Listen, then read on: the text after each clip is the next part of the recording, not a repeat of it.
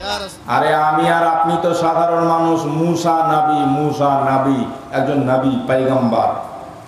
পাহাড়ে যাচ্ছেন, আসছেন, খোদার সঙ্গে কথা বলছেন, মা মারা গেল। এবার পাহাড়ে যাচ্ছে তো আল্লাহ বলছে, মুসা সামাল কে জানা। আল্লাহ বলছে, এ মুসা, এতদিন তোর জন্য তোর মা দোয়া করতো, এখন তো তোর মার জন্য বেঁচে নাই। संभाल के जाना, फिसल जाओगे तो किसकी दुआ तुम्हें संभालेगी। কথাটা বুঝতে পেরেছেন? মায়ের দোয়া কবুল হয় 100% ছেলের জন্য, নবীর দোয়া কবুল হয় 100% উম্মতের জন্য। পৃথিবীতে বাকি কাউরির দোয়ার কোনো 100% গ্যারান্টি, এই জোরে বলেন গ্যারান্টি। তো মায়ের কাছে কোনদিন দোয়া লিখি, মাগে আমি চললো বোম্বাই গো মা, তুই আমার উপরে রাজি থাকিস মা, নারাজ তো নেই গো মা, তুই আমার জন্য দোয়া করিস তো মা, বলেছ? ব্যবসায় যান, বিজনেসে যান, মাকে রাজি করে মায়ের কাছে দোয়া নিয়ে যান, সফল হবেন।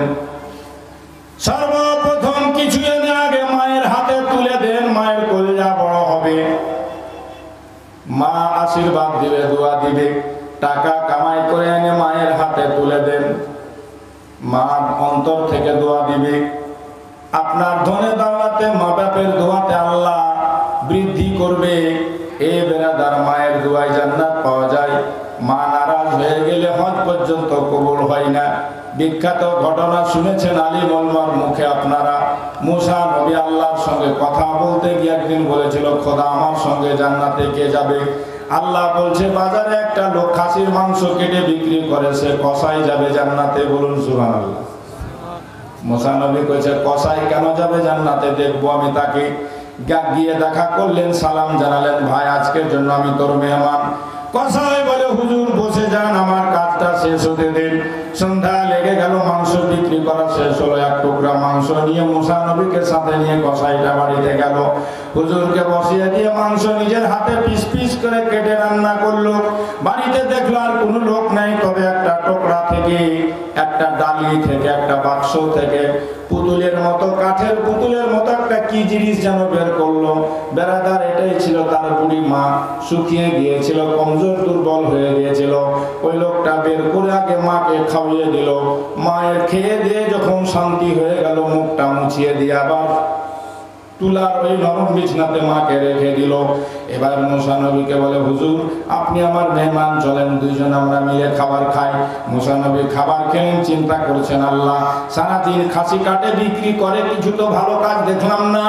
আমার সঙ্গে জান্নাতে যে বন্ধু, আমার সঙ্গে জান্নাতে হবে মাবুদ, তার তো ভালো কাজ আমি কিছু বুঝলাম না। রাত যখন গভীর 12টা, মুসা নবী আল্লাহর জিকির ফিকিরে ব্যস্ত। এ বেচারা খেয়ে দিয়ে শুয়ে গেছে। রাত 12টার সময় ওই টুকরি থেকে, বাক্স থেকে একটা আওয়াজ ভেসে আসছে, মাবুদ আমার ছেলে কি করে না করে দেখো না, আমার ছেলের ভুল ত্রুটি তুমি ক্ষমা করে দিও গো মওলা। আমার ছেলে আমাকে খুশি রেখেছে, রাজি রেখেছে, আমি তার মা দোয়া করি, মাবুদ আমার ছেলেকে এই জামানার নবী মুসার সঙ্গে বানায় জান্নাতি।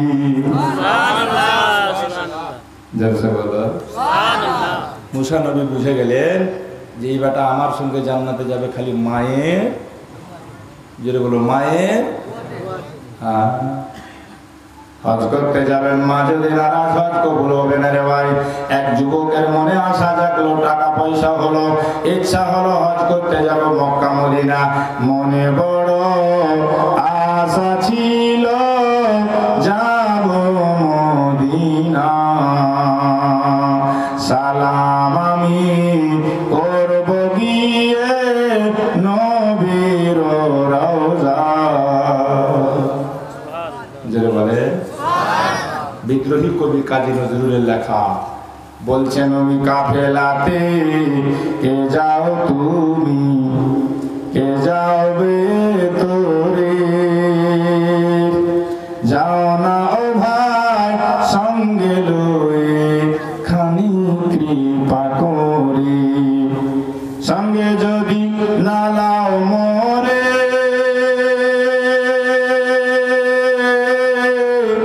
গিয়ে মদিনায় এ গরিবের সালাম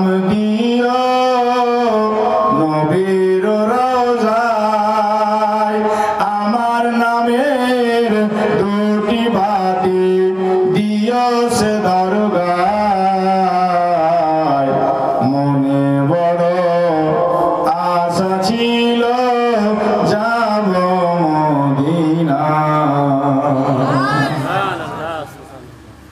যুবকের ইচ্ছা হজ করতে যাব বুড়ি মা বাড়িতে। মা বলে বেটা এই বছর যাস না, আমাকে মাটি দিয়ে দে তারপরে যাস রে বেটা, কারণ তোর ছাড়া আমার কোনো সাহারা নাই। বেটা থেমে গেল। দ্বিতীয় বছর এলো, সবাই হজ করতে যায়, মনে বড় ইচ্ছা নদীর ধার সমুদ্রের কিনারা পর্যন্ত যায়। হাজিরা জাহাজে চেপে হজ করতে যায়, সে জামানার কথা।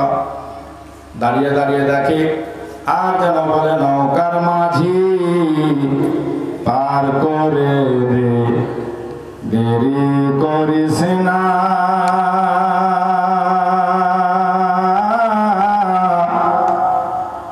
জিয়ারতে যাব আমি সোনার মদিনা। অনেক আছে বাবা আমার কাছে আলহামদুলিল্লাহ, কিন্তু শোনানো সম্ভব নয়, সময় সাপেক্ষে কথা। 1 বছর যাওয়া হলো না, 2 বছর যাওয়া হলো না, 3 বছর মন মানে না, মা মনেও না, আর বেটার হজ করতে যাওয়া হয়েও না। লাস্টে মনে মনে সিদ্ধান্ত নিল এবার মা মরুক আর না মরুক, আর কোনো কথা শোনাশুনি। রওনা হয়ে গেল হজ করতে।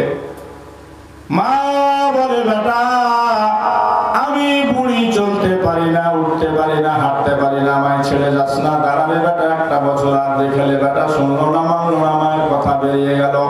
মায়ের একটা আহা বেরিয়ে গেল, রব্বুল আলামিন আমার ছেলে আমার কথা শুনলো না, তুমিও তার হজ কবুল করিও না।